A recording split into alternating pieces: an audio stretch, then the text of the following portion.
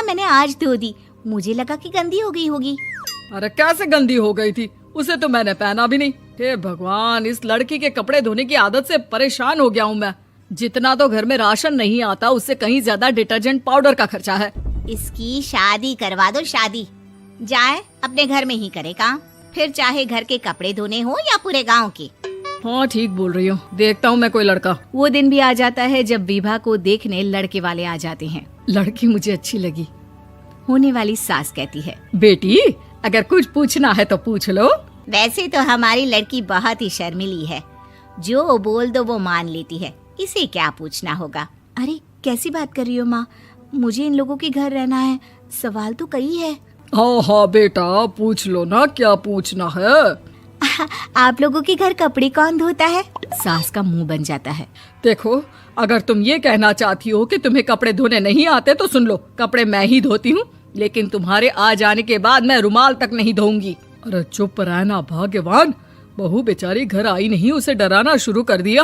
वो क्या है ना बिटिया, अभी तक तो ये कल्लू की माँ ही धोती थी, लेकिन अब तुम्हारे पापा तो दहेज में वॉशिंग मशीन देंगे ही।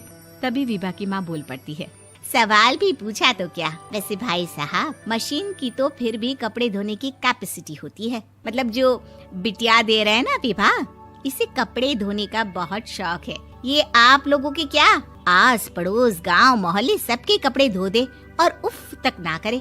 बाहर देखा नहीं आपने कितने कपड़े सूख रहे हैं, सब हमारी बिटिया ने ही तो धोए हैं। बस भी करो ना माँ, शर्म आ रही इतनी तारीफ सुनकर।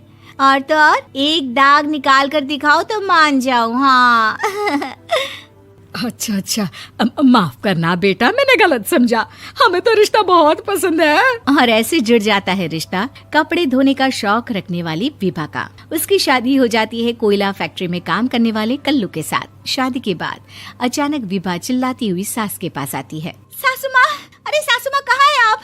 ये तो धोखा है, धोखा दिया आप लोगों ने मुझे। इसे ससुर के चक्कर के बारे में पता चल गया। अरे तो उसमें तुझे क्यों धोखा मिला है? अरे नल में पानी नहीं आता, कपड़े कैसे कब धुलेंगे? अच्छा तू पानी नहीं आ रहा उसकी बात कर रही है। तो आपने क्या सोचा? कुछ नहीं। अच्छा तेरी माँ ने कहा था कि कपड़े धोने का शौक है तुझे, याद आया मुझे। शौक शौक बोलकर कपड़े धोने वाले मेरे जुनून को कम ना आके सासू माँ, कपड़ा धोना मेरा गुरूर है।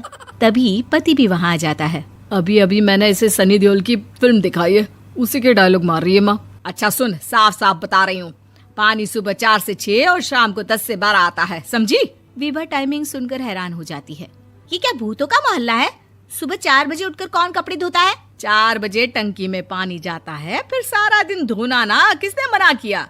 अरे कैसी बात कर रही हैं? 200 लीटर की टंकी में कितने कपड़े धो लूंगी मैं, सुबह ही उठ जाऊंगी मैं। अब क्या था, विभा सुबह 4 से लेकर रात के 12 बजे तक कपड़े ही धोती रहती। एक रोज सास पड़ोस से निकलकर कहीं जा रही होती है कि साथ वाली कहती है, हाँ कल्लू की माँ, जरा ये बताओ कि 2 साड़ी है, 2 ब्लाउज और एक पेटीकोट और एक नाड़े वाला लंबा कच्छा।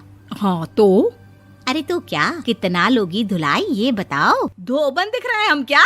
हमारे पति सरकारी नौकरी से अभी अभी रिटायर हुए हैं और बेटा सुपरवाइजर है कोयला फैक्ट्री में। धोबन समझ रखा है हमें? हाय रे कल्लू की अम्मा, माफ कर दो, वो तो मोहल्ले में यही सब बता रहे थे कि तुमने बहू को कपड़ा धुलवाने के काम में लगा दिया है। सास को पड़ोसन की बात सुनकर गुस्सा आ जाता है। वो घर पहुंचती है जहां घर के बाहर ही इतने सारे कपड़े सूख रहे होते हैं जितने कि किसी धोबन के घर पर। अरे ओ कल्लू की दुल्हन, बाहर निकल।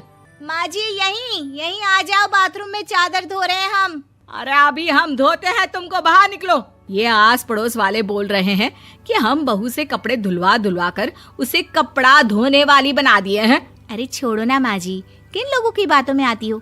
आस पास के लोगों का तो काम ही होता है कि वो किसी तरह सास बहू को लड़ा दे। बहू सारे घर के कपड़े धोती है, ये क्या कम है? बोलिए। सास को भी लग जाता है कि वो बहू का ये सनकीपन नहीं छुड़वा सकती, इससे अच्छा है कि खुद ही चुप हो जाए। एक रोज सास और बहू मंदिर जाते हैं, जहाँ सास की साड़ी वहाँ खड़ी भीख मांगने वाली से मिलती है। माँ जी क्या बात है, आपकी साड़ी उस भिखारन से कितनी मिल रही है ना? हाँ देखो तो दोनों की साड़ी मिल रही है। क्या बात है कल्लू की अम्मा, तुम खुद को तो अफसर की बीवी बताती हो और ऐसी सिंपल सी प्लेन साड़ी पहनकर घूमती हो। सिंपल और प्लेन नहीं है ये साड़ी। तो क्या सोने के धागे से फूल बने हैं, कुछ भी सासू माँ, कुछ भी। हाँ, बने थे इस साड़ी में सोने के धागे से फूल। मेरे पति लेकर आए थे मद्रास से स्पेशली मेरे लिए 10,000 की। ताहे भाई साहब इस भिखारन के लिए भी सेम टू सेम साड़ी लेकर आए होंगे 10,000 की। सास उस वक्त कुछ नहीं कहती, लेकिन बहू के साथ घर आती है और अलमारी से एल्बम निकाल कर लाती है। ये साड़ी देख रही है, ये वही साड़ी है जिसे मैंने अभी पहना था। इस साड़ी में ये जो चमकदार फूल दिख रहे हैं ना, ये सोने के धागों से काढ़े गए हैं। लेकिन तू लोकल वॉशिंग मशीन ब्रश से घिस घिस कर सारे फूलों को निकाल कर साड़ी प्लेन कर दी। मुझे माफ कर दीजिए सासू माँ। और तो और, जब मैंने तुझे तेरी गलती के लिए कुछ नहीं कहा, लेकिन तूने तो सबके सामने मेरा मजाक ही बना दिया। क्यों? बहू को समझ में आ जाता है कि अब से उसका कपड़े धोना बंद।